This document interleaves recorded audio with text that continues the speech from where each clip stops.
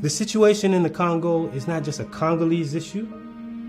It's not just an African issue, but it's a global issue. It's a worldwide issue. Congo is a part of the second largest rainforest in the world. It's vital to the fight against climate change. If you're concerned about climate change, you should be concerned about Congo. Half of those who have died as a result of the conflict are children under the age of 5. So if you're a child advocate, if you're concerned about children, you ought to be concerned about what's happening in the Congo. If you're concerned about women, if you have a mother, a sister, you ought to be concerned about what's happening in the Congo. Hundreds of thousands of women systematically raped as a strategy of war. Rape happened to be one of the weapon that worked the most, because as soon as you destabilize a community, you rape the entire village, the women of the entire village, in front of the children, in front of the husband, in front of the neighbors, that community is broken completely.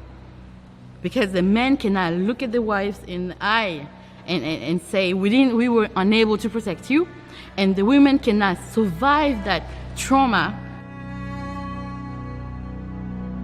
Congo is one of the worst places in the world to be a woman or a girl.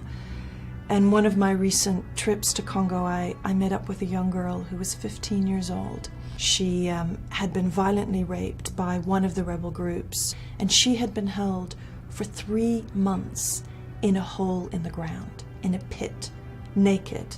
And every day another combatant would come and rape her. She was only 15. She realized at one stage that she had fallen pregnant.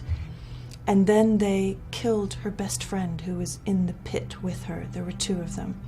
And she had to stay in that pit with the body for 6 weeks, unable to climb out of the pit, knowing that she was pregnant and still being raped day in, day out.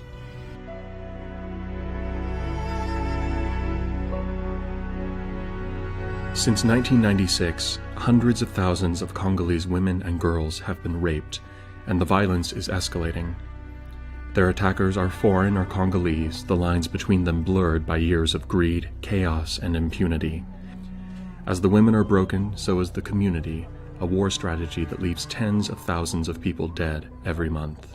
They reduce you to a non-human, in essence. People are being reduced to a non-human so that they cannot think.